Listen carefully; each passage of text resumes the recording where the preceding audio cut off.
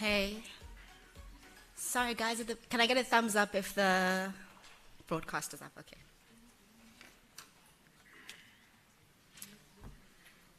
All right, good morning, everybody. Good morning, good morning. It's lovely to see you all in the room. I'm wondering, is this everyone's first in-person event for the year? Yes, welcome. Isn't this fabulous?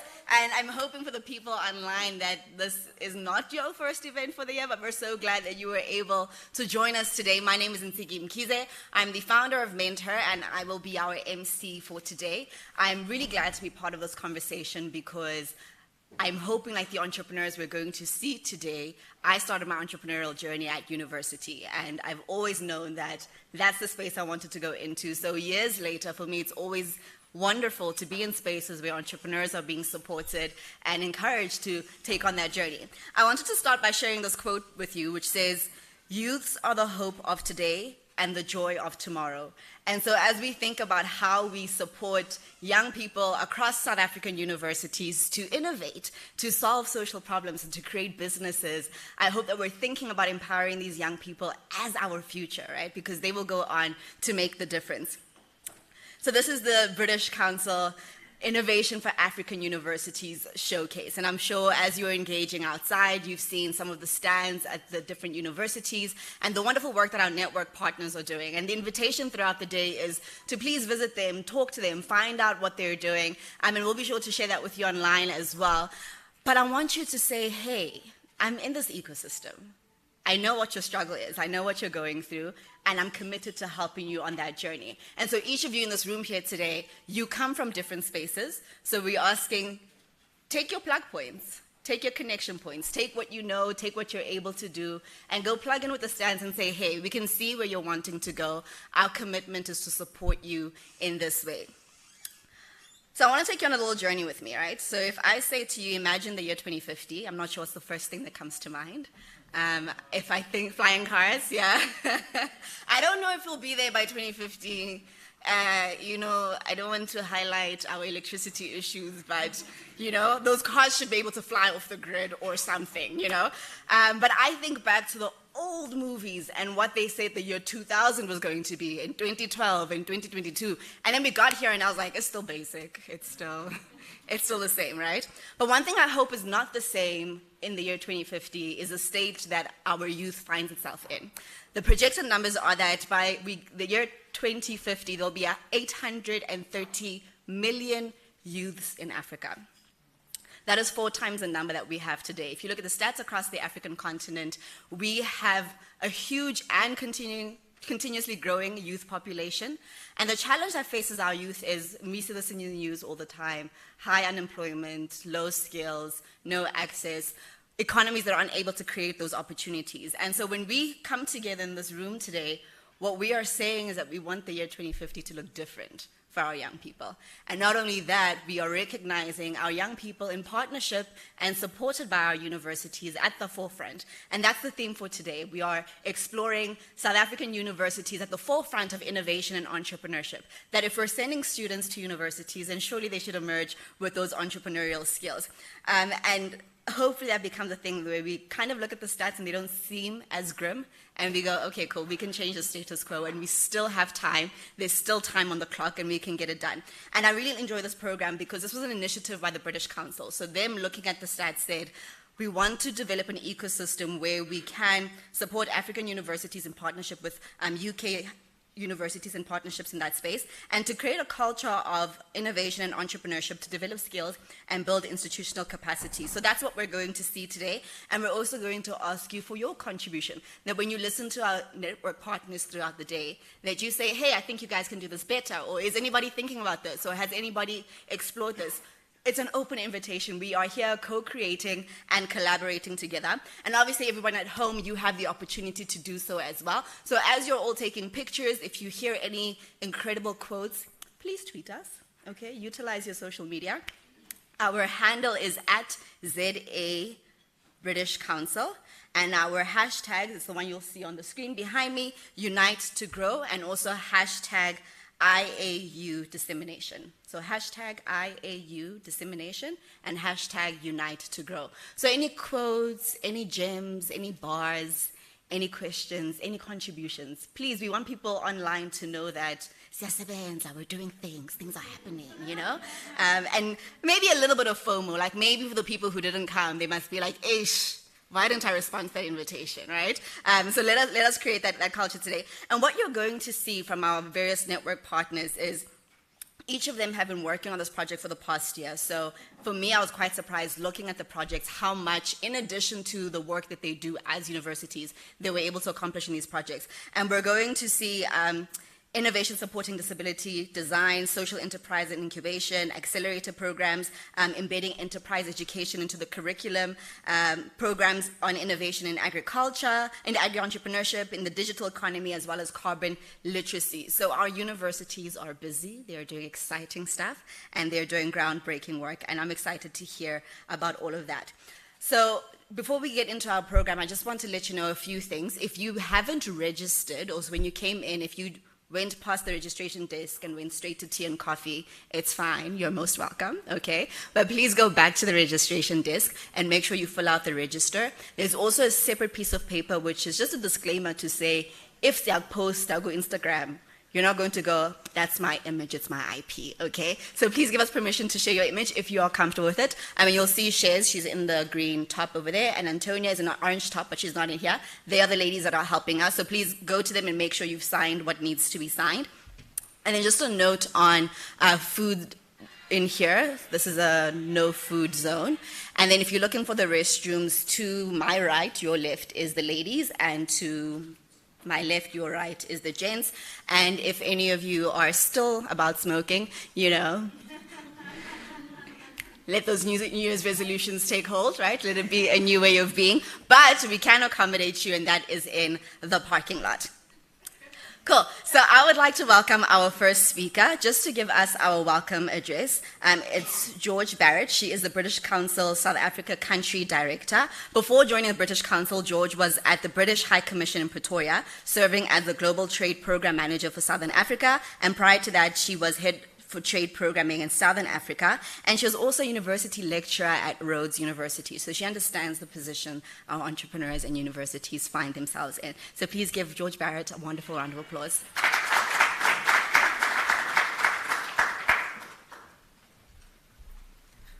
Good afternoon, everyone. It's wonderful to be here, and I'm really delighted to be meeting you all. This is my first outing as the new country director, so a little bit nervous as well, but thank you.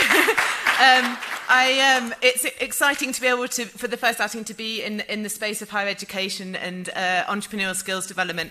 As the MC has said, that this is an area that I'm quite passionate about as well as an individual, so I'm excited to see the showcase myself.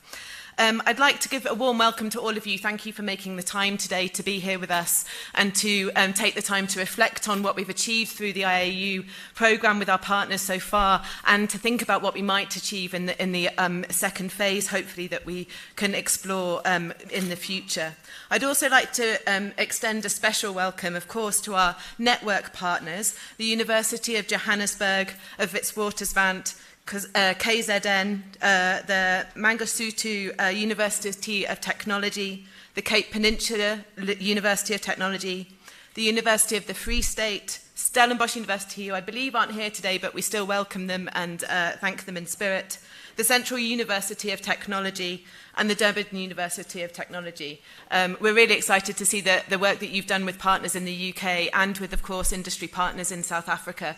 And it's already been mentioned that the variety of kind of challenges and problem areas that you've been working on together over the last 18 months. So we're really delighted to look at and to see the showcase of the 9 programs that have been operative in South Africa. I'd also like to extend a sincere thank you to Mr. Richard Koch, who's the stakeholder manager at the University of South Africa Entrepreneurship Development in Higher Education Programme. I got a mouthful, but I think I got there. Thank you very much, and thank you for working with us on this. So I won't keep you for very long because we've already established and you all know why you're here and what the value of this event is. But I would like to just speak momentarily to the kind of broader work that the British Council does. As I'm sure you are aware, we are the UK's cultural engagement, education and language organisation. We are there to foster greater understanding and deeper relationships with other countries around the world and have better mutual understanding through those engagements. And you've seen, or you will see through this showcase, the variety and the innovation in which we seek in those collaborations and partnerships. So I really hope that you do enjoy the showcase.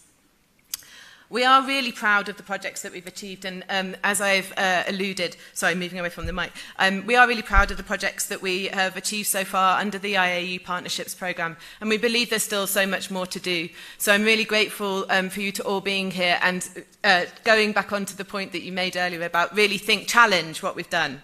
Challenge us to do better, challenge us to think differently, to be more creative, to be further, to be more innovative, even more so than we have been in the project so far, because we all are seeking to improve the employability and employment opportunities for South African youth. And I think them being at the forefront of driving that agenda is obviously critical. I would also like to encourage you as well, whilst the projects are ending and we're showcasing the first kind of phase, I'd really encourage you to think about how we can keep the partnerships and the innovations sustained and continue moving forward. So use this opportunity, please, especially the networking opportunities, to continue to build those relationships and create new opportunities in this space.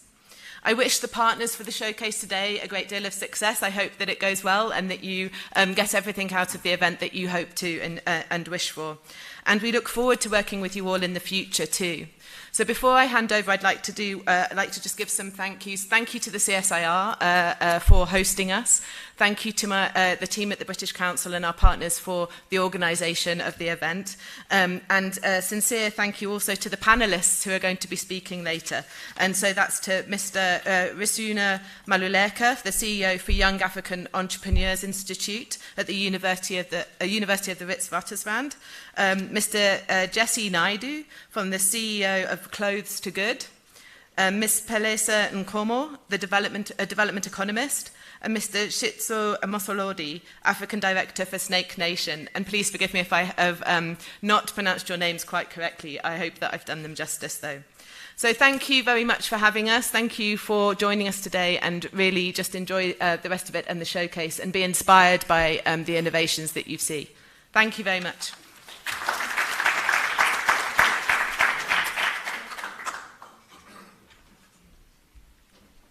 Thank you so much to George Barrett. Could we please give her another wonderful round of applause? And just a note, as does happen with these things, and crises and so forth do happen, we did have one of our panelists unfortunately have to step out, so Ms. Pelesa Nkomo won't be joining us anymore, but Dr. Tia van der Westhuizen has been ever so kind to join that panel later on this afternoon, so she'll be replacing Pelesa Nkomo. So our next speaker joining us is from the Entrepreneurship Development in Higher Education. So if you've seen them online, they are just simply EDHE.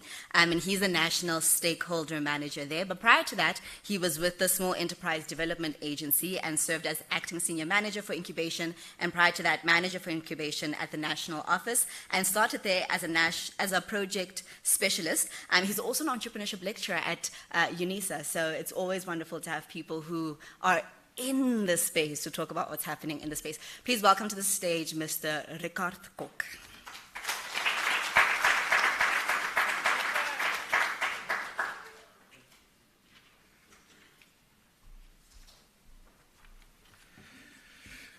Thank you for that introduction, Siki. Good afternoon, ladies and gentlemen. A particular word of thanks to the British Council, Ms. George Barrett, Country Director, for this wonderful opportunity to come and speak to our colleagues within the university ecosystem. It's always a pleasure working with the British Council. You are really one of our valued partners, and we look forward to building that relationship this year. Let me just quickly get my clicker. Okay. So, ladies and gents, what I'm going to do as a keynote for today is really, building on the theme of today, look at the work of Eddie. Now, let's see. Okay, so to tell you a little bit more about entrepreneurship development in higher education, the program was initiated in 2016 without any funds, and then in 2018 received the first round of funding for EDI Phase 1. We are currently in the second phase, which will conclude towards the end of the financial year. And let's look at the intended objectives of EDI. Now, EDI basically has three different levels of engagement. First, we look at our students, so we want to equip every student for economic participation. And then we look at supporting our academia, especially when it comes to entrepreneurship learning and teaching and entrepreneurship research.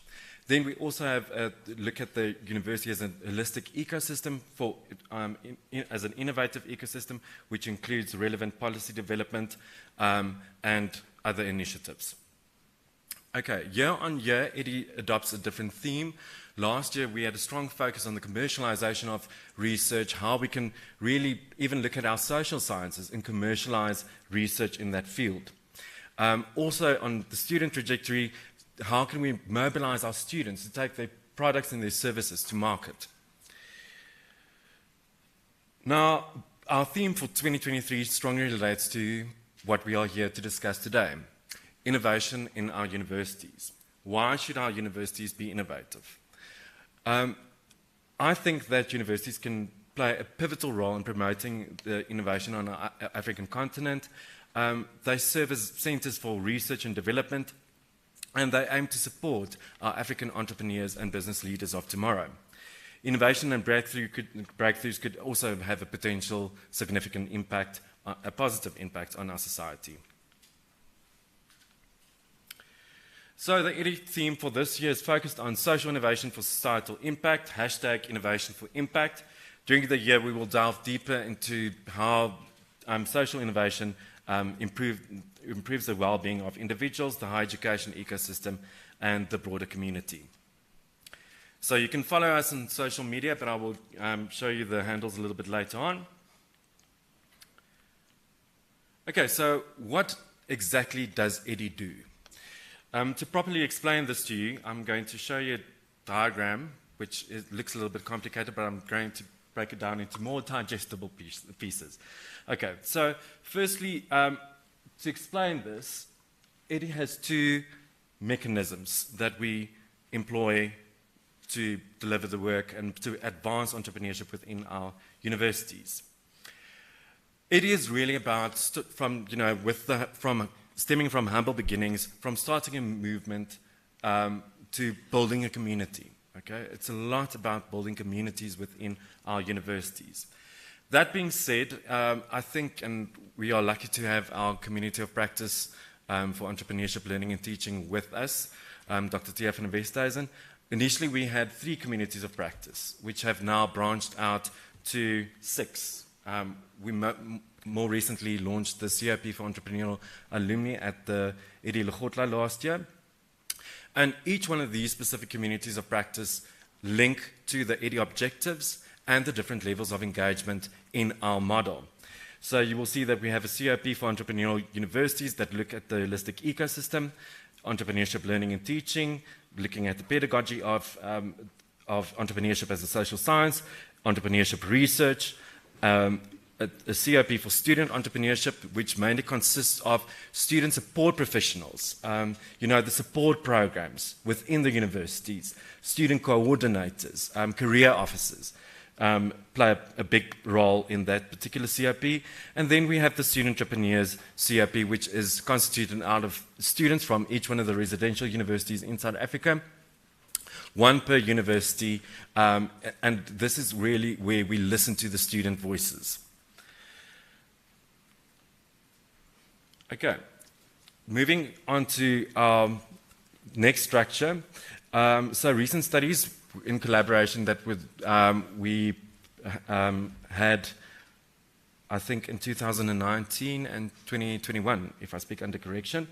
The first one being the National University Entrepreneurship Ecosystem Baseline Report, and then the UNICA Study for Advancing Entrepreneurial Universities in South Africa. So what became quite evident from these 2 studies is that there is a need to integrate the effort structures and the resources within universities when it comes to entrepreneurship development. I think if we put all of our resources together within the university, that we can have a greater impact. So this is basically what we envision, the economic activation offices. So to plainly explain what we envision with the Economic Activation Office is to envision a central point within the university ecosystem, which is connected to everything and everyone that has a stake in entrepreneurship development within the university. What we want the specific Economic Activation Officers to achieve is the following: to support the alignment between the university leadership, faculty support staff, and to advance entrepreneurship within the ecosystem. The EAO should also work closely with the Technology Transfer Office, business incubators, centers for entrepreneurship, and other existing entities within the university, and facilitate and coordinate support. I think the crucial role that these economic activation officers are going to play is one of advocacy and really sharing of information. Many times we see that our students are unaware of all the opportunities that are actually afforded to them. So I think building that awareness is going to be crucial. If I just quickly go back to the diagram. So basically you will see that as a central nervous system point there, that it has a direct link to the university leadership, faculty and support professionals, and then to the students. Something that we want to see through the economic activation offices is that there's a type of ripple effect with our communities of practice. We have the national communities of practice, but we want to replicate those throughout our universities to have institutional communities of practice as well, that will in turn create a pipeline into the national communities of practice. We are also very proud to have Standard Bank on board for the economic activation offices. The initiative is currently in the pilot phase. We have 10 universities on board, and soon we will circulate an expression of interest submission that another additional 6 universities can submit proposals that we will roll out for this year. So if you are interested, come and find me. So then I will move to maybe a little bit more exciting part, is really the projects and the research that we are involved in. So I think that many of the colleagues here present today might have attended some of our events. The first one being our Eddie Kickoff event. This year our Eddie Kickoff event will take place, I think, from the 21st of February. So this is really where we invite the academics and the support professionals, really the staff of the universities, to come together and around the theme for this year, social innovation for societal impact. Last year, with the focus on #MoveToMarket and the commercialization of research in collaboration with the British Council and Accenture, was a wonderful initiative. We had a total number of 184 participants from 25 universities across the country. So if you are interested in this year's Eddie Kickoff event, please go to our website. The registrations are open. And we will be partnering with the Swiss Embassy and the Swiss and African Science and Business Innovators Forum, which had their first conference, I think, in Kigali last year. So we are partnering for the second iteration of that conference for this year. Then, our executive leadership workshop. This is really where we want to advocate amongst the leaders within our universities. We have seen that if we want to properly advance entrepreneurship within our universities, that there's no clear set way. There's no bottom-up or top-down approach that you must follow. So it's really important that we garner the support of our leaders within our universities. This year, we will also open it up to deans of faculty to attend. Then our flagship for the year, the Eddie Lekgotla. Last year we hosted the Lekgotla in partnership with Nelson Mandela University. A wonderful event. And this is really, we gather all the different stakeholders into the room. And we have dedicated sessions aligned to the different communities of practice, looking at the entrepreneurial university, learning and teaching, research, new innovations, And we also want to showcase certain new innovations within the ecosystem.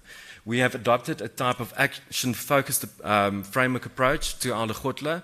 So we have a showcase, a think tank, and a launch pad to follow a certain type of trajectory in our program where we launch new initiatives as well. Last year, we had just over 1,000 people in attendance over the course of 4 days, which is, I think, no small achievement, and with a great virtual contingent as well. Following the Lekgotla, we have our student entrepreneurs in Durban. Last year, I think the student entrepreneurs in Durban was only 1 year. This year, we want to actually build it out to 2 days. And this is really dedicated to the students. Last year focused on developing leadership skills amongst the youth to become the future leaders of tomorrow. It was really, truly a wonderful event, and we had 269 in-person attendees. Then also, across all the campuses in South Africa, we support Student Entrepreneurship Week. In line with the annual theme, each one of the universities are responsible for creating a program which they then create in collaboration with their students. Then very exciting, our EDI Entrepreneurship InterVarsity, which is really a competition for young innovators and entrepreneurs across the country. The initiative has actually just grown from strength to strength. Last year we had 3,475 registrations. And then, and our winner from University of Cape Town, Mr. Matimba Mabona from Low Green Technologies. Now, interesting about the InterVarsity is that the students compete in 4 different categories, from existing tech to new innovative ideas to social entrepreneurship and then general business ideas as well. 100,000 Rand for the winner. Okay. Then also our annual EDI Awards, where we shine the spotlight on our champions within the ecosystem. The specific awards that we have there, as already mentioned, the Learning and Teaching Excellence Award, the Deputy Vice Chancellor of the Year Award, and then the EDI Rising Star DVC. This year we will also look at recognizing the contributions of deans in the universities. Other projects and research that we are also focusing on is building on the first phase of the UNICA study. We want to take that study further and look at how we can advance entrepreneurial universities in Africa. And then we are also conducting a study on student female entrepreneurship and looking at the specific barriers that they are confronted with. We are also currently in the process of concluding our University Entrepreneurship Resource Tour. Over the course of, I think, the past 5 months, we have visited 10 universities where we documented what is currently happening in their universities. What resources do they have available to their students to support them in their entrepreneurial endeavors. Then we are also looking at research on the establishment of a policy for entrepreneurship development in higher education. We are working closely with the Department of Higher Education on this. And then we are also looking at the development and a monitoring and evaluation framework for entrepreneurship development activities in higher education. I'm going to end off with a specific quote that I think is particularly, or it rings true when we speak about innovation. And I actually saw serial entrepreneur John Sanai also posting it earlier this week. The literate of the 21st century will not be those who cannot read and write, but those who cannot learn, unlearn, and relearn. I think if you have seen in recent posts or in media the past few weeks, how everybody is now talking about artificial intelligence. How will that inform innovation for the future? How can we use artificial intelligence to create a bigger social impact? Then, ladies and gentlemen, I would like to invite you to go and follow us on social media. All of our social media platforms are there. And I would like to invite you, if you scan the QR code, then you can actually become an EDI member. I'm going to be around. Please come and talk to me. for those of you that are specifically interested in the economic activation offices and submitting a proposal for the expression of interest, that would be great. And yes, I look forward to seeing what you're going to showcase today. Thank you very much.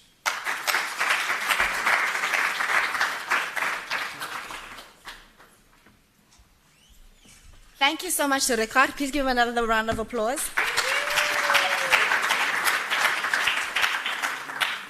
Fantastic. So now we're going to move on to the part of our program that is our reason to be gathered in this place. And I want to say a very big thank you from me to all the network partners who started chatting with me through December to help put this together. So I really appreciate, even though you were on leave, just checking your laptop and sending me stuff.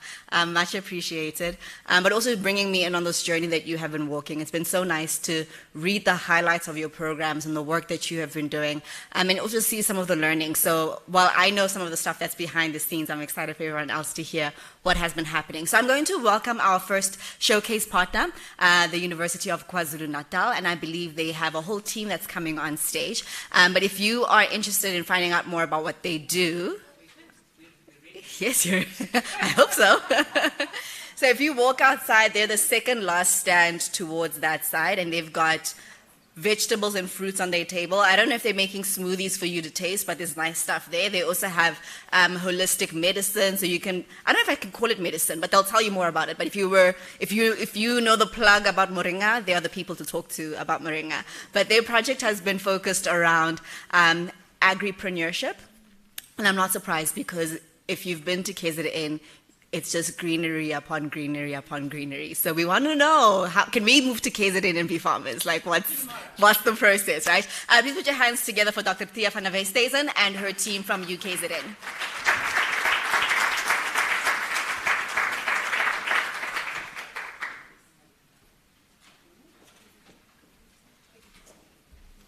And then while they make their way up, can I just let you all know that there is free Wi-Fi. So if you click on your Wi-Fi thing, you'll see it'll come up. It's the CSIR ICC free Wi-Fi. So you can click on that. There's no password to connect. So you just click on that, and then remember to share Unite to Grow and IAU Dissemination. Thank you. I don't know if all of you want to speak on the podium, or do you want an additional mic? Or we can project. Test 1 to the back. There you go. Thank you very much, Nsiki, and good morning. Thank you as well, Richard, for your presentation on Eddie. Just before we start, and to link the conversations, what we are busy here with today is work that resulted from a long-term entrepreneurial ecosystemic baseline research. The ecosystemic research informed what needs to happen to make our systems grow. It took place in various countries, resulted in where we are now. So macrosystemic and mundosystemic initiatives like Eddie and British Council work very close together to bring us as institutional, organizational microsystems together. Can I see if our team is here? I was asking all the guests, move out of the way so you can sit here. And now they say, where's your team? We needed to move, so great. My name is Thea van der Westhuizen, a dual hat here as National Chairperson of the Community of Practice, Learning and Teaching at Eddie, and also the Principal Investigator for our team. Our project is from Swansea University, UKZN, the CSIR. Let's just give them a hand again for today, being here at their venue. Lift Village and the University of Cape Coast in Ghana. We chose to co-initiate and co-sense our project from scratch. We didn't start with initiatives that already existed. Our aim was to shift hope, activate potential entrepreneurship, shape, through something that we call SALAR, systemic action learning and action research. So bringing research-led community engagement together with curriculum development and research. The project had 4 objectives. The first one was to formally create a research unit, and it was quite a thing between 3 countries and our entrepreneurship support organizations to then upskill ourselves and our students through CSIR workshops, to create a program, a PGDIP program in agri-entrepreneurship, where we looked at our ESOs and the skills needs, and we identified that should we pitch a program at PGDIP level, we would be able to get participants to the curricula from within our network. Last was to write a book on agri-entrepreneurship. Book proposal was approved through Paul Graf Macmillan, and we'll be circulating a call to all of you. Now, to develop a curricula and to write a book, it needs to be based on engagement from what us as academia see within the field. And with that, extensive engagement within our network took place. And everybody's here, and by chance, a bunch of amazing women just pulling together skills, expertise, and passion to hook this small bit of the project into the microsystem, into EDI, into the larger project, into where we want to achieve with COP26. So I'm going to hand over to my colleagues first and let them introduce themselves. Our project manager, Ms. Lintu Hatschwayu, I also call her the firecracker. She's amazing. Thanks, Dr. Thea. Afternoon, everyone. My name is Luntu. I was the project manager of our ARU program, and I'm just going to speak a little bit about the project management experience. Yeah, I think it was a very interesting and dynamic process managing the projects. I think multi-institutional collaborations come with their own dynamics and complexities.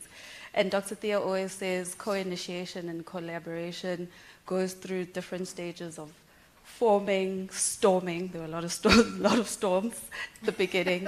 And then norming and performing. And we had our fair share of that. I think from a project management point of view, doing things like financial transfers, where everybody and all the different institutions have different accounting systems and financial systems, was a challenge. Approvals, and of course, red tape, a lot of red tape in universities. And I think reflectively, I think that forming and ultimately the norming needs to be factored in your project's timeline, because those things really do take time to harmonize.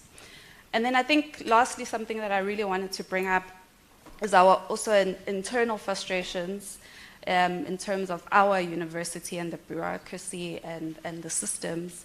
And I think as more universities are positioning themselves as entrepreneurship universities, trying to push commercialization, we need to ask ourselves if we have the systems that are adapted and are compliant to that and that help that process, because sometimes we're sort of in our own way. Yeah, thank you. That's my 2 cents. Thanks, Luntu. Hi, everyone. I'm Sabina Singh. I'm the Director of Intellectual Property and Commercialization at UKZN Incubates, which is the innovation office at University of KwaZulu-Natal. So I've been involved with this project, working with Thea and the rest of the team, and it's been such a pleasure. It's been such an honor. And thank you so much to the British Council for giving us this opportunity, because you know, we've developed such a phenomenal program together with our partners. And definitely this is just the first step in terms of this agricultural curriculum that has been developed. And I just want to speak to why this is important to me personally. Climate change is the single biggest threat that humanity faces. And I think people don't really see it as the single biggest threat.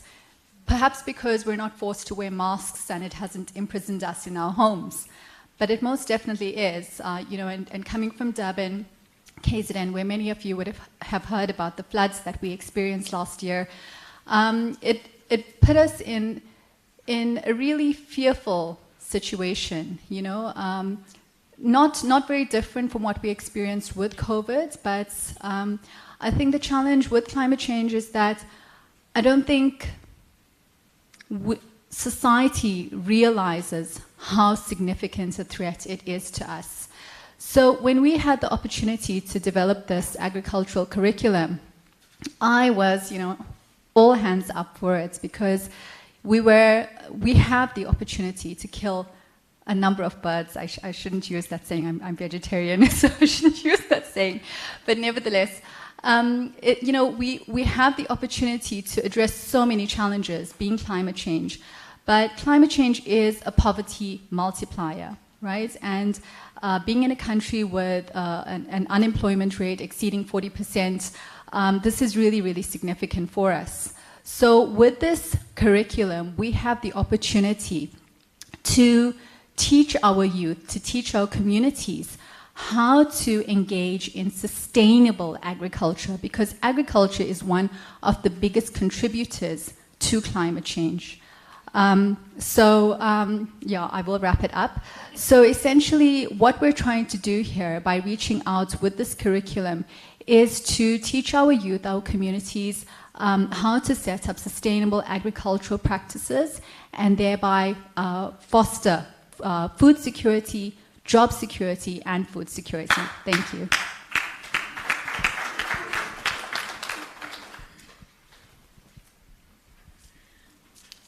Good afternoon, everyone. My name is Portia Nene, and our organization is called Live Village, We the Moringa People. So Live Village basically is an NGO that houses about 200 orphan and vulnerable children. But over the years of its existence, they started thinking about how do we sustain ourselves. So myself and a few teams were brought in, so I head up Live Business, which is basically a sustainable arm of the village. And one of the big projects in the sustainability is agriculture. The interesting thing in this partnership, I would say, call it God alignment, is that I am here with my two colleagues who are both, they're farmers, they studied agriculture, they are young people. I'm not even going to claim that I'm a farmer, but what I at least have a bit of knowledge of is development and growing business. So in that partnership, Liv asked me to come on board to help them almost scale.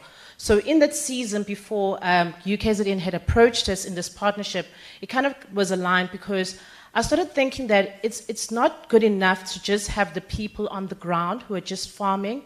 We need the partners that can also help us with I think with the academia space, I always speak about, we all studied in academia, we went into different spaces. Some people remained in the institution as their place of work. But I need students who can help me write up case studies. I need students who can help us with research, because while the farmers are on the ground, the business is not scaling.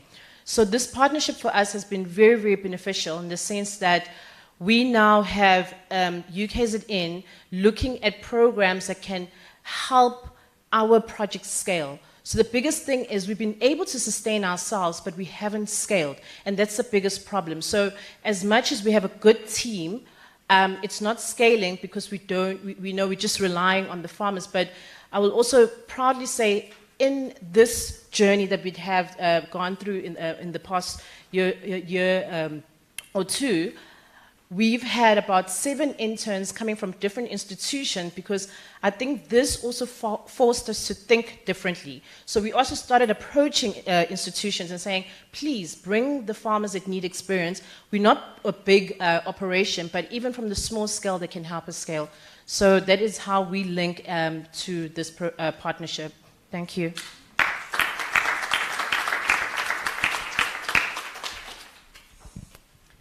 Good morning, everybody. My name is Thandiwe Mchunu.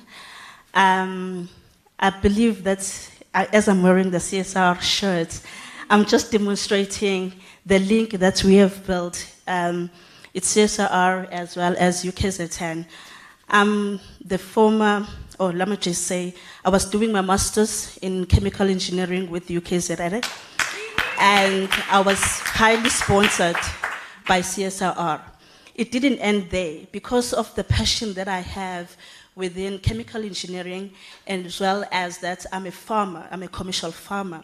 So CSIR went further and selected me as their female entrepreneur to implement the project, the research project that I was doing with UKZN. So now at the farm, we are not longer only just producing vegetables which are already selling at the markets, but we are also developing our own fertilizer, which we are demonstrating right outside in our stall. We are taking the food waste that we found at the market. We are taking the food waste coming from your household, your onion peels, your banana peels, your orange peels, anything that is regarded as a food waste. It doesn't end there, even at the farmers as well, not only on my farm, which is 100 hectares, but also from other farmers as well. We collect the food waste coming from them, and then we make fertilizer out of it. From that fertilizer, we take it back to the farm and grow fresh food. And that is how we create and close the loop. So I believe that not only as a postgraduate and an entrepreneur, but I believe that the partnerships are really needed by the young people. Most of these programs are hidden to the students. The one thing is that they want to focus on getting their studies done, and then once they are done with their studies and they pass, and then they sit at home. This is what we are seeing on a daily basis in South Africa and even in other African countries. So I believe that EDE needs to expand and really reach out to the students directly, and so that you can have that impact on the ground. Because students like me, if CSIR didn't open up that door for me and say, we are selecting you and we want to implement your project, we want you to really expand your program, and then I would not have come here and I would not have met so many of you. So thank you very much, and let's go and empower more students to create employment instead of them becoming employees. Thank you.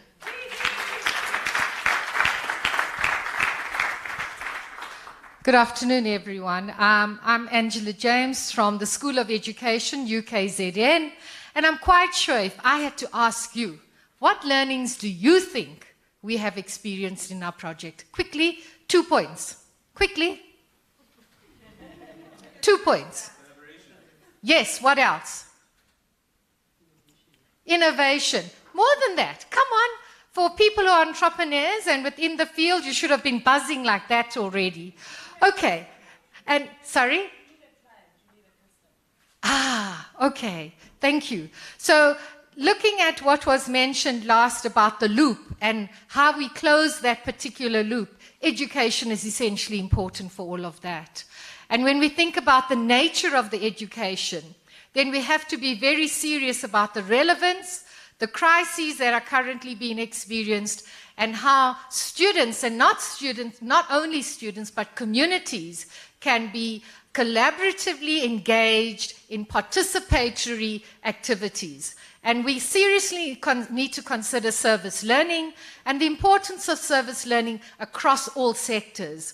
When students experience it with communities, and I emphasize the word with, it is amazing the enhancement, growth, opportunity, and possibilities that are there within the field.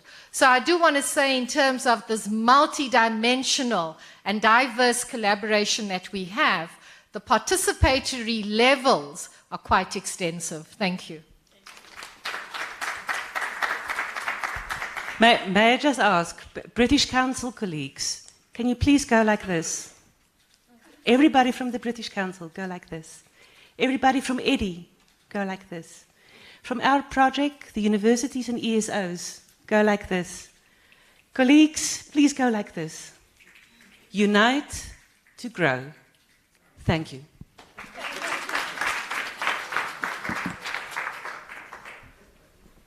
Thank you very much, Dr. Tia and the wonderful team at UKZN. Isn't that fantastic what they're doing? Please give them a round of applause. I farm garlic myself, so I know farming is no small feat. So when she said 100 acres, I was like, girl, okay. So it's wonderful to know that all that work is happening.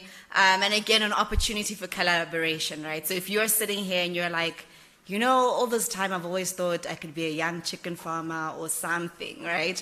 Or if you're looking at renewable energy and you're going, where are all these other companies going to get their biogas from? And they're reusing waste in a clever way. Maybe that's another plug point, right? So an invitation to have a conversation and to visit their stand. And I don't know if I can ask on behalf of anybody around the Moringa, you know, is there a discount? Is it a... We'll come to the stand and chat. So I'd like to invite our next network partner to come to the stage. And I'm particularly excited about them just because of a point of bias. It is my university. So I studied at UJ. Got it. I studied at UJ. I did my marketing degree and honors in logistics management, but that's where I started my journey with entrepreneurship. So it's always wonderful to see the work that happens at UJ post my time being there. And their program was focused around the digital economy and creating or utilizing a social media entrepreneurship program for entrepreneurship. So I'd like to welcome our speaker from UJ, Mr. Sodiq Arugudade. I hope I said that correctly. Please give him a round of applause.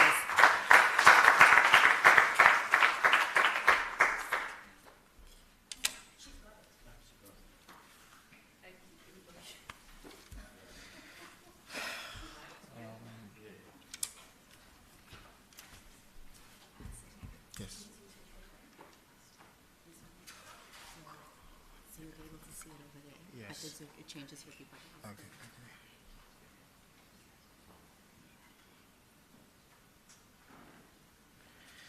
Good afternoon, everyone. As she has introduced, my name is Sodiq Arugudade. Our project centered on pedagogical reform and the need to prepare South African youth for the future of work. So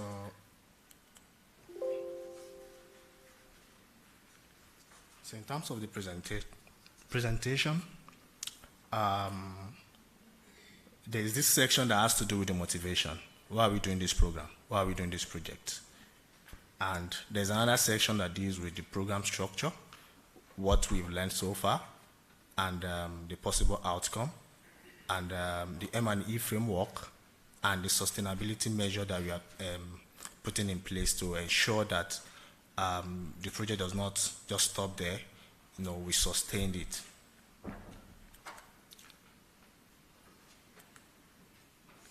So there's this much talk around unemployment in South Africa, you know, and this is not new.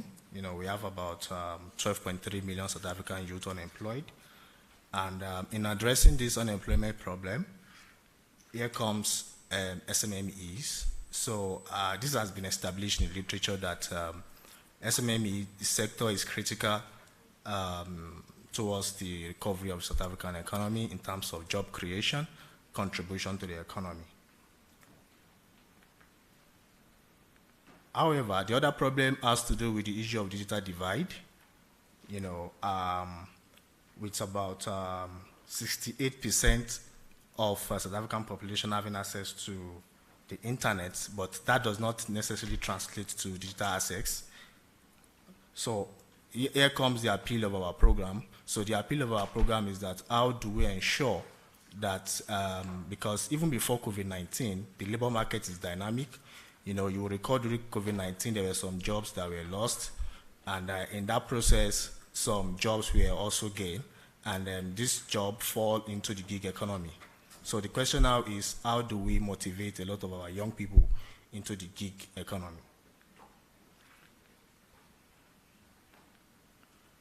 I'll just keep this.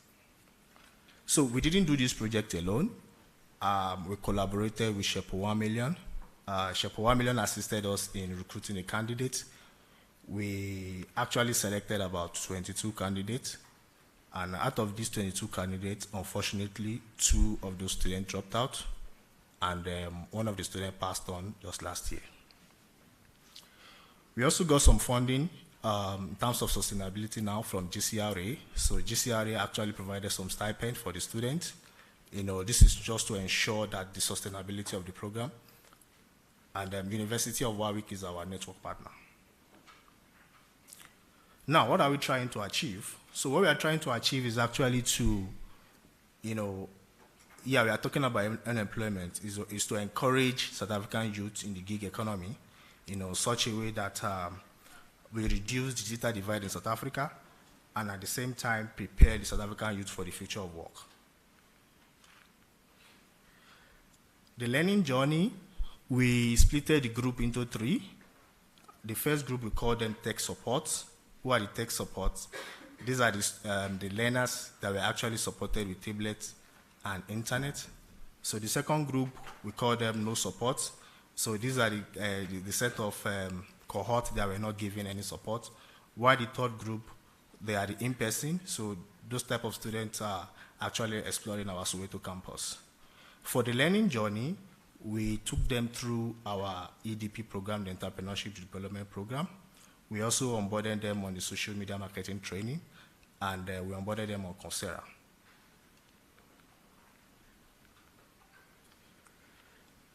How does this program work? Currently, these students have been paired.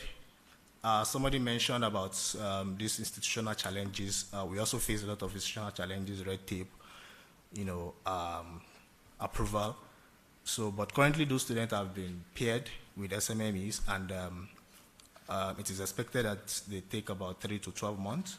So I think by August or September, that is the due date. They've also been assigned mentor, and the essence of this mentor or coaching is just for the mentor to assist them, because they will be developing what we call a capstone project. So as they are developing those capstone projects, the mentor assists them and through the journey. So for this project has actually 3 exit outcomes. So the first outcome is we want a situation where these students are absorbed in the gig economy, and we'll be putting their services on Strip South Connect. So this is a South African virtual labor market for gig economy. So we are also going to be putting their service in the international type of job like Fiverr and Upwork. Yeah. So the second level outcome is we anticipate that our partner organization will absorb these learners. We have 19 of them now. And we also expect that they might want to, start up their own business after the program. Okay, so before I move to the M&E framework, we did some video on there to just show account of some of the students.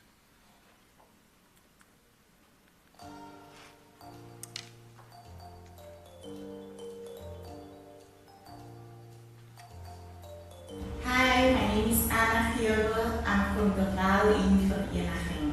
I'm 29 years old. Hi, my name is Tabu Junior Kigani, and I'm from Soweto.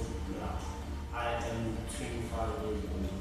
Hi, my name is Tamara Truma, and I'm from Soweto, Village. I'm 27 years old. My favorite part about the course was to actually get an in-depth learning of social media marketing. I always took social media marketing as just a marketing in overall, but then when I got to do the course, let me mention that I've got a small style business that I'm running, and I've always been advertising on these social media platforms. But having done the course, I got to understand on how to approach my marketing avenues. Say for instance, I've learned that you got to know your audience, your target audience, the audience that you're actually targeting. You got to know them, understand them, and know where you can find them, on which platform are they. So maybe your target audience is mostly on Instagram, then that's the go-to platform for you to market your product or your service. So that's the favorite part that I have learned. And I've also learned that, setting goals, you need to set goals that are smart. Now say I need to actually launch a campaign to promote my business on social media. I have learned that I need to set goals for that. But those goals need to be smart. And it doesn't end there. You need to have your key performance indicators, measure the progress of your goals so that you can know whether you're going forward or backward or not moving at all. So that for me has been very insightful. My favorite part about the course was learning all the tools that we use to harness the power of social media, like using all the platforms, but controlling them in one space. The favorite part about my course would be the Coursera part, where I had enough time to learn on my own the aspects of social media. What I'm hoping to achieve in the next 2 to 5 years is actually see my own small business booming, because I would have applied the skills that I've learned in the social media marketing program. So I believe that having applied those skills, my business will flourish. So in the next 2 to 5 years, my business will be at a stage where now I can actually say, yes, my products are being sold online. My business will be fully online by then, because as you can see, we are going digital. So I want to see my business being completely online, and I want to see my business making profits online. So I'm simply going to apply the skills that I've learned from the Introduction to Social Media Marketing course, and to actually make my business boom in that manner. But also, I'm not only looking at one channel, because you got to have different income streams. So I'm also looking to become a social media marketing coach, especially for those small businesses out there, because I really believe that these skills that I've acquired from the course are very, very essential, especially for startup businesses. In the next 2 to 5 years, what I hope to achieve, what I've learned in the program, is to go into the field, really work and learn how it works, what it's about. And maybe in the next, after 3 years, I'll start up my own social media marketing firm. I'd like to implement what I've learned in the program towards my business. I run a scholar transport service. So I'd like to implement all of these social media strategies to improve my business. And yeah. Okay, the advice that I would give to aspiring social media entrepreneurs is to go for that course. Let them do the Introduction to Social Media Marketing. It is very insightful. It will actually lead them. That is the first step. It will guide them. It will show them the way, and it will make them generate those profits just like that. That's the advice that I would give to them. The advice I would give to aspiring social media entrepreneurs is that it's a great tool to have. It's very versatile. You can use it in many different ways, whether for yourself or other people, or you can use it to get a job. So I'd recommend you do it. What I've learned so far, I'd say it's all about exploring your creativity and implementing your creativity into whatever business, because it's not necessarily directed to one business. You can implement all of these strategies into different businesses. That is the account of some of the learners. So, because the impact of this program is contemporaneous, it might not be immediate, but we sort of develop some M&E framework so that we are able to track the development of these learners. So we just did some sort of analysis, and this is just the demographic characteristics of some of the students in the program.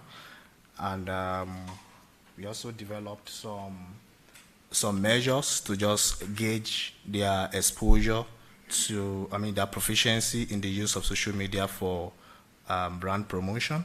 And one of the things that one of the learning points from the analysis was that there has been like an improvement in the student.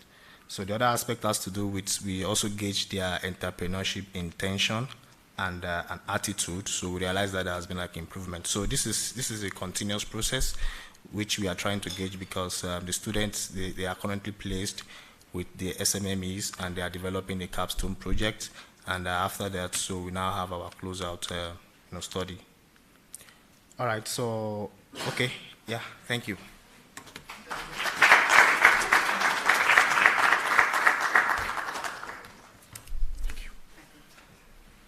Thank you so much to Sadiq. Please give him a round of applause. And also just to note that if you are interested in working with UJ or finding out more about what it is they're doing, they will be leaving us early as they've got another time commitment. So when we break for lunch just now, please do find Sadiq and chat to him first before anything else.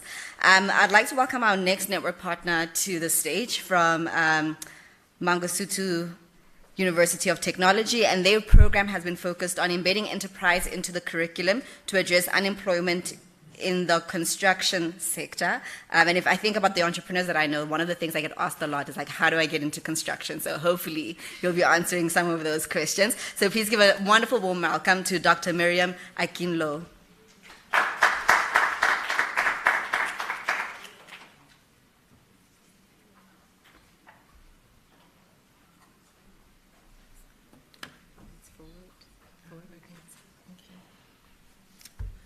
Good afternoon, everyone. My name is Miriam Akinlolu, and I'm a researcher in the Department of Construction Management and Quantity Surveying at Mangosuthu University of Technology. So our program focused on incorporating enterprise and digital skills in the curriculum of built environment programs. So when we talk about built environment programs, can you hear me? Built environment programs cover disciplines like architecture, construction management, quantity surveying, civil engineering, and land surveying. Okay, don't know why this doesn't. Okay, so our partners in this project was the London South Bank University and the Master Builders Association. So Master Builders Association is an employer organization that provides support services to construction contractors in the KwaZulu-Natal province. And the aim of our project was to develop resilient industry-ready graduates with agency to create their own economic opportunities. So we found out that many of the students or graduates in built environment engineering programs have an employment mindset. They believe that entrepreneurship is for those in management sciences or business. So this project was important for us to equip students with skills to be able to create their own opportunities, equip students with requisite skills to be able to be fit for purpose and be prepared for the world of work.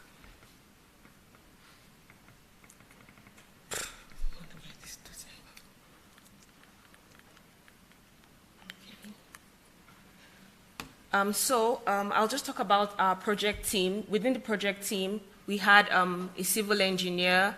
I have a construction management and project management background. We also had our collaborator from London South Bank University, who is an expert in student enterprise and intellectual property.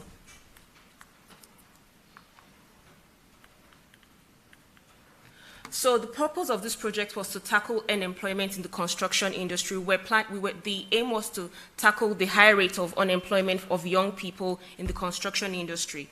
We also felt that it was important to tackle the skills mismatch in the construction industry. So we had conducted a survey, and we had found that what universities are teaching there's a mismatch between what universities are teaching students and what industry actually requires.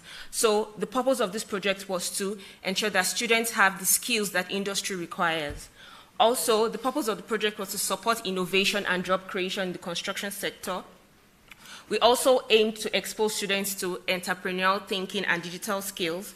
And also, we also aim to identify and support approaches to incorporating enterprise and digital skills in the built environment curriculum.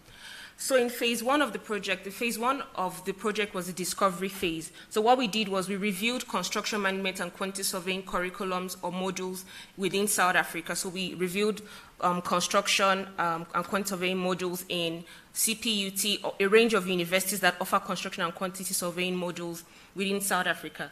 We also reviewed professional body competency requirements. So for construction management and quantity surveying, the professional bodies are the South African Council for Project Management Professions. We also have another professional body for quantity surveying.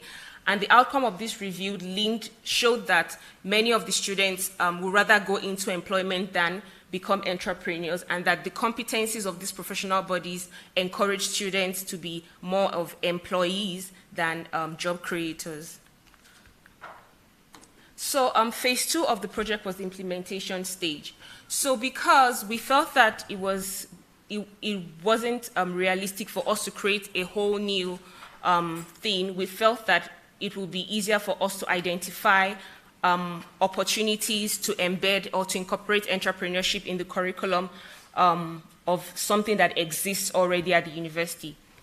So what we did was that we identified a program at MUT called the Work Readiness Program. So they deal with work integrated learning. So students in their second year go for in-service training to get practical skills and practical knowledge of what is happening in the industry. So what we did was that we reviewed this Work Readiness Program and found that this program was also leaned heavily towards employment and entrepreneurship. So we found a gap within this program to incorporate our incorporate entrepreneurship within this module.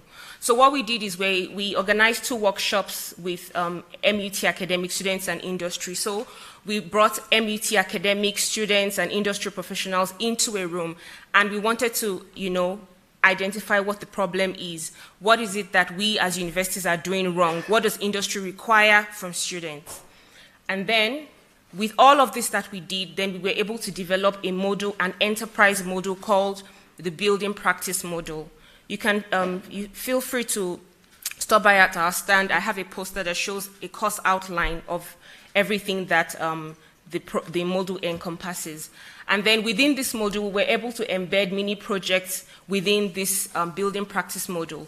Also in our phase 2, what we also did was that we organized an expo to bring industry professional bodies, students, and academia together.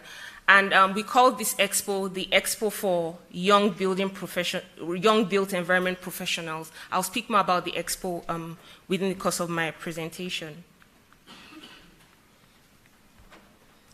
Okay, so when I spoke about embedding mini projects within the module, so example of project ideas that we felt should be embedded within the module were things about maybe water sanitation, water drainage, generating electricity, waste management. So we're trying to incorporate sustainability or projects that could address the sustainable development goals within the module.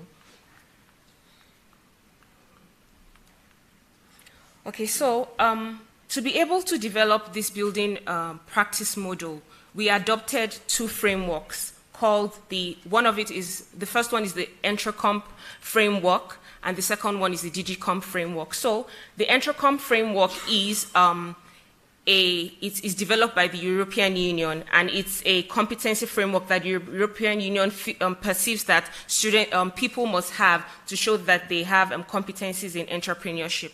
And the DigiComp framework is also developed by the European Union, and they contain competencies that they feel that people must have to be able to show that they are digitally competent. So one of the challenges that we experienced during our project was sharing a common language. What enterprise and digital skills meant for us at MUT was quite different from what it meant for our colleagues at LSBU. Because my colleague at LSBU has an enterprise entrepreneurship background, and I have an engineering background. My understanding of digital skills were building information modeling, AutoCAD, and things like that. So we needed to share a common language and understand what enterprise and enterprise skills are and what digital skills are. So we adopted this framework. So you'll see that the EntraComp framework has 3 competence areas. So the petals represent the competence areas. So there are 3 competence areas and there are 15 competencies. So we have into action, we have ideas and opportunities, we have resources. So like under ideas and opportunities, some of the competencies are spotting opportunities. So students should be able to spot opportunities. They should have creativity, they should have vision, critical thinking, and other things. So looking at the digital competencies, there were 5 competence areas, and we have communication and collaboration, digital content creation, information and data literacy, and we have 2 other competencies. So if you go to our stand and you look at the course outline, we adopted each of these competence areas and had learning objectives and learning outcomes for each of these, and a range of activities that we could use to help students achieve and be equipped with these competencies. So within this study, we also conducted a baseline survey where we presented students with these competencies. So we presented them with the 15 enterprise competencies, and then we asked them to indicate their perception of their, or the level of competence in these areas. And if you look at this, students ranked very low in spotting opportunities. Another thing that I would like to mention is that, so MUT is located in the township of Umlazi in KwaZulu-Natal. So many of our students come from the townships, and they are quite different. I call them special students because they require extra level of support and other things. So when we gave them when we administered this survey, they ranked very low in spotting opportunities. They showed quite great competencies in learning through experience, They also showed excellent competencies in motivation and perseverance. We also administered a baseline survey for digital competencies, and we found out that they were very low. They ranked very low in communication and collaboration, and this was not a surprise because we see this in the classroom. I'll call it maybe lack of confidence, and these are the kind of skills that are required for you to be like a great employee or a great entrepreneur. So one of the models we also adopted within our study is the double diamond model. So LSBU already implements this within their civil and structural engineering programs. So what the double diamond model does is you identify a challenge, and then so you discover and define that challenge, and then you work towards developing and delivering solutions for that challenge. So we adopted this within our building practice model.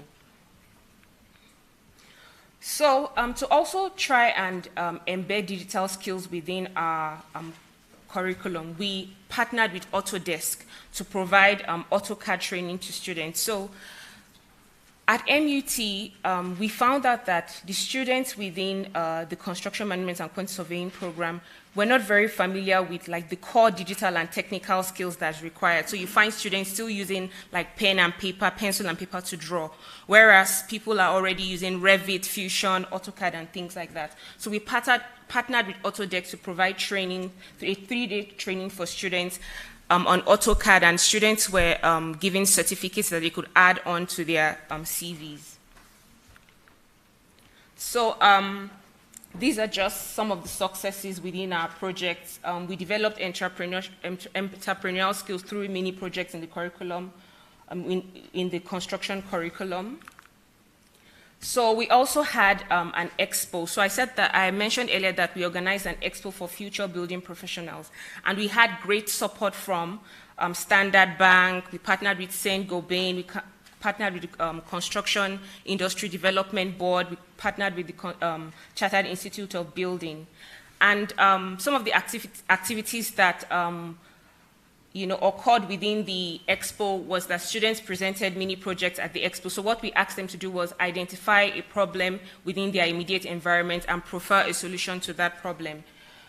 We also had industry professionals present there to judge these competitions. We had presentations from industry. So we had organizations like the Chartered Institute of Building. Chartered Institute of Building is the world-leading organization world-leading membership organization for construction professionals. And we had them there to talk to students about processes of becoming registered with Chartered Institute of Building. Construction Industry Development Board is also an important organization within the construction industry in South Africa. If you want to own a construction business, or if you want to be a construction contractor, you have to be registered with the Construction Industry Development Board, and there are different levels of registration. So these are the kind of things that we had happen at our expo. We also had Standard Bank there to talk to students about financial literacy, how to access funds, and what have you. So this is a bit worded, but this is just we distributed questionnaires to students at the expo, and we tried to get some student feedback. And then these are like some of the comments that the students made about the project and about the things that were offered within the project.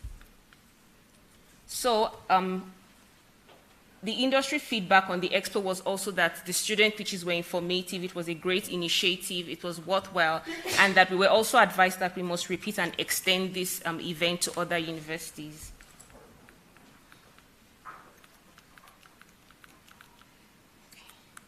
So the next steps in our project, within this year, we plan to review and adapt and pilot the building practice model. Another thing that we are seeking to achieve is to get accreditation for the model. So within the construction management and quantity surveying discipline, the South African Council for Construction and Project Management accredits courses within the construction management program. So we're working hard to get accreditation from them. Within the module also, we want to embed sustainability skills within the module. So we are planning to adopt the Green Comp framework. And the Green Comp framework has sustainability competence areas within the framework. So we want to equip students with skills required to be able to challenges that are related to sustainable development goals. We also plan to have closer collaboration between the UK and South African construction sector professional bodies. So how can you or other people support our project? We are encouraging to have more stakeholders within our project. We are hoping to collaborate with more people, and then you feel free to connect with myself and my UK project lead on LinkedIn. Thank you.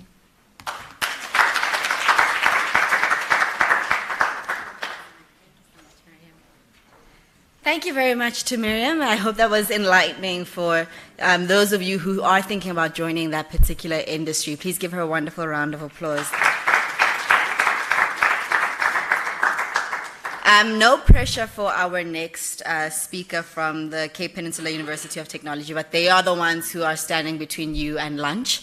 Okay, so I will ask that you just, re-engage, sit up straight, deep breath, focus, and let's have your attention. So their program was focused on creating a Center for Business Innovation and Incubation. So he's going to be sharing more about that. So please give a wonderful round of applause to Professor Michael Tungatwa.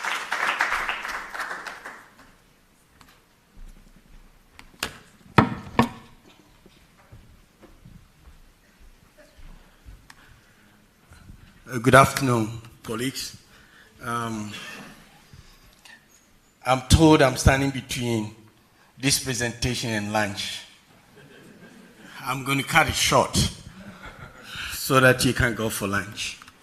Let me put my presentation into context that this was done in collaboration with Manchester Metropolitan University, Snake Nation as our ecosystem partner, and the three together managed to build an infrastructure which I'm going to talk about called Inclusive Industry Link Business Innovation and Incubation Center, sponsored by the British Council.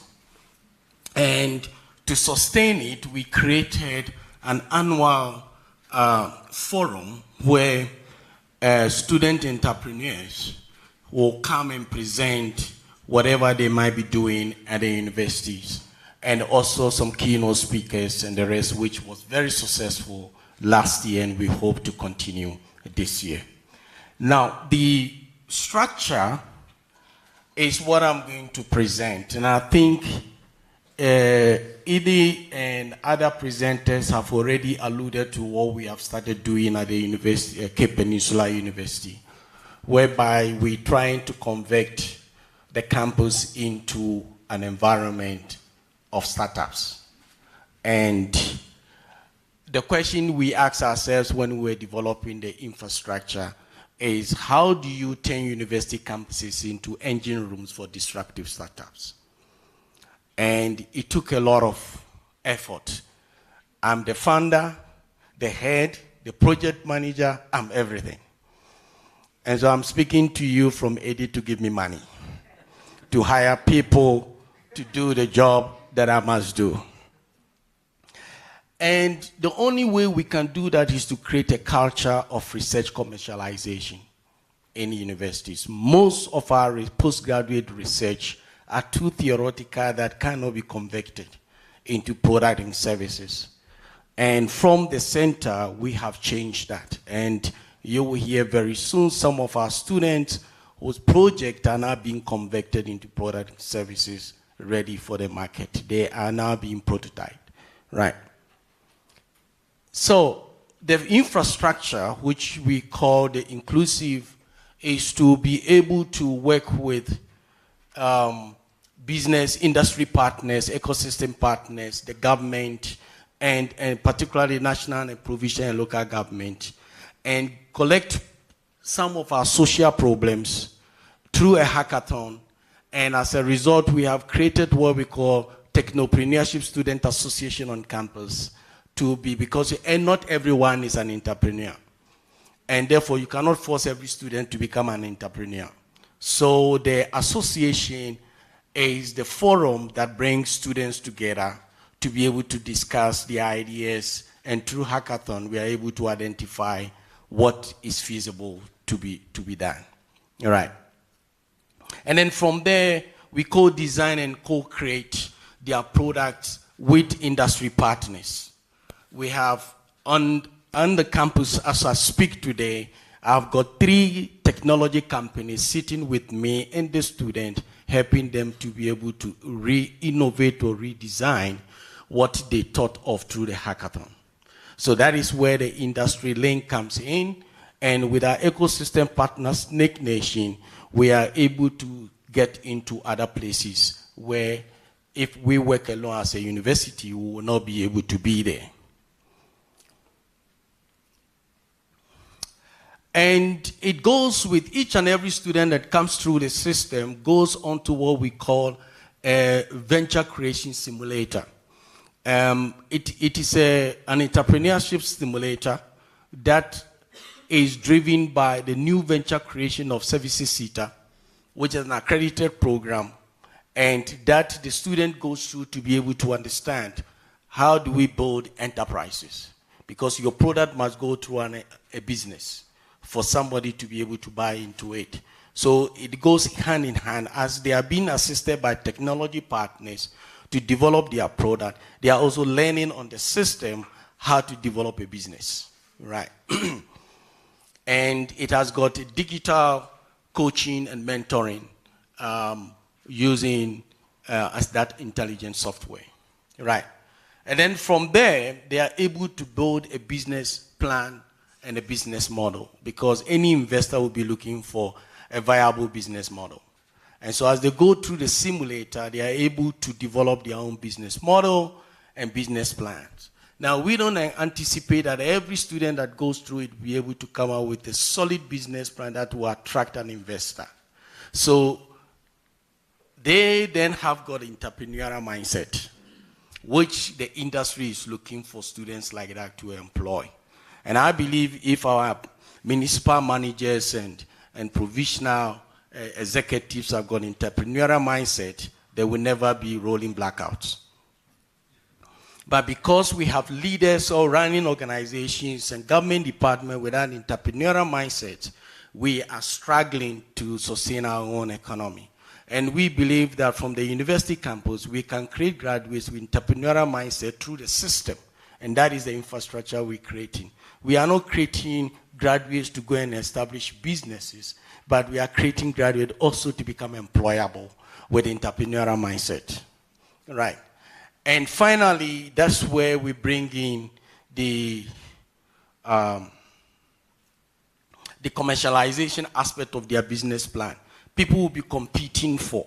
So what we have done, one of our guidelines in the center is to make people pay for accessing these business plans and business model coming from the students. Because somebody needs to pay somewhere along the line. The model in this country is to wait for a prototype before they put money in. And that is why we have not created enough jobs in the country. Somebody needs to pay the fees right from the beginning. And I don't know how to send this message to the whole country. But we need that. I have 15 students, but I've only got 4 now because they have to go and look for a job. And if somebody was paying a stipend, all these 15 projects will be there. There's one project that could create over 2 million jobs within a short space of time. And that is what we're looking for. And the lady is sitting down here, right? And so if we are able to do this, we'll be able to turn the university campus into an environment where new businesses can come from. Now, we have developed a system which is discovering the ideas from research. And that sometimes I become very radical at the university. So I don't use the university research proposal anymore. I've introduced parts of the proposal template, the concept of entrepreneurship.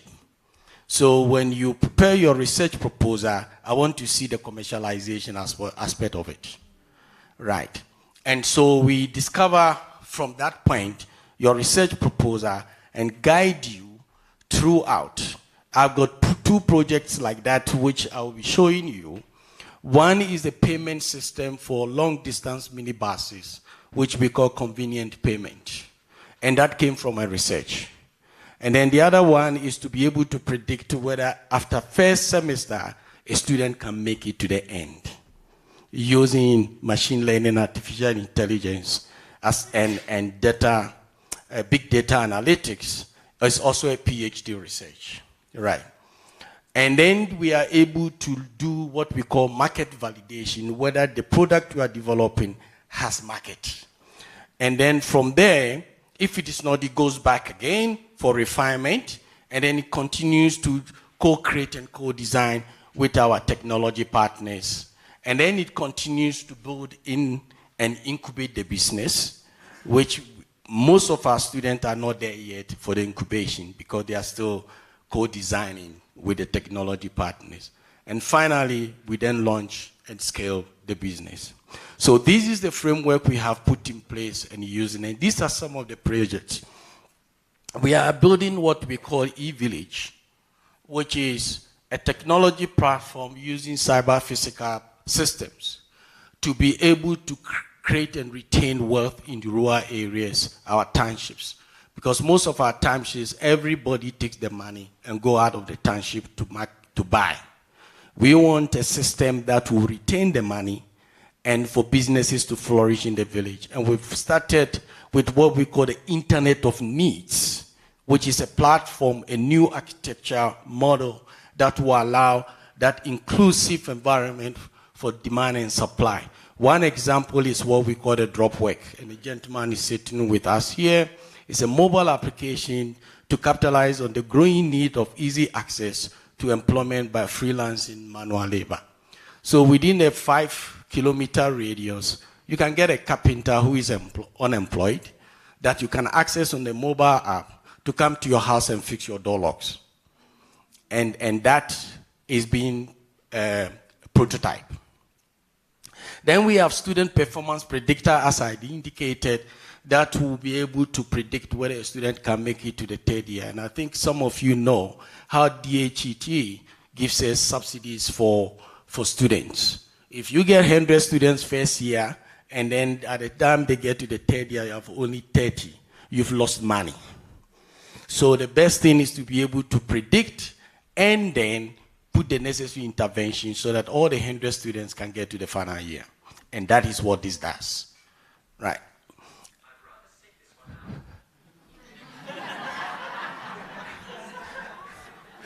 It's a robot in a room. Yeah. And then the third one is My Capsule. My Capsule is a platform, mobile app that we are building, a central database for prescriptions from pharmaceuticals, so that they could be track and trace of what is being prescribed, so that a trend can be created. If there's more Panadol than other medication, then that could also determine how these things are, so that there's no shortage within the system. And also, it's going to be part of the eVillage, so that we can create first aid pharmaceutical systems within rural areas, so that people can have access to off-the-shelf drugs, off-counter drugs, without having to travel. We piloted this in the third largest black township in Western Cape, which is called Zweletembe.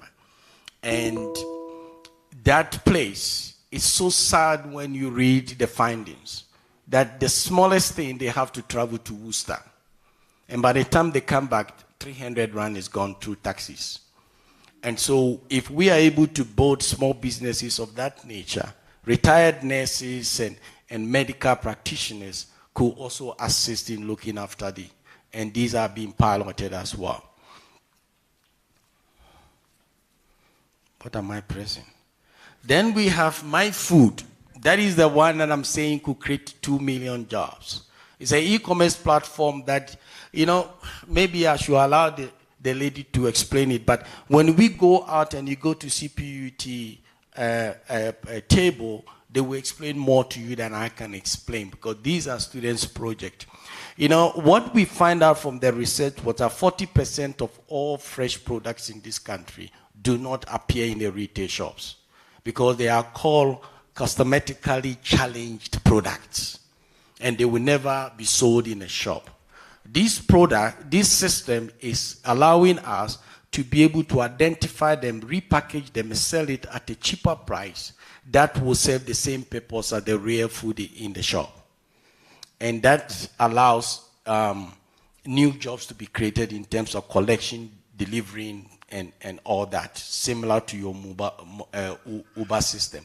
The last one is the ePay, which is the convenient one that I spoke about, with the long-distance minibus system that allow people to be able to book, to travel long distances without having to wait so long at stations to get into long-distance buses, and also use cash to pay to avoid the hijacking and the beating on the highway.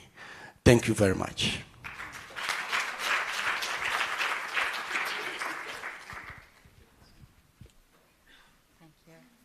Thank you very much to Prof. Michael. Please give him a wonderful round of applause. And then just a big round of applause to our first 4 network partners who have shared a little bit about their projects this morning. Thank you so much. So we will break for lunch now. So I'm going to ask, please head over to the stands, ask questions, find out how you can partner, how you can support. Come speak to Ricardo as well and ask, how can you work with Eddie? I heard a funding request, maybe you guys will hash that out. And then just a request from me is, at the registration table, you will see there are different colored papers like this.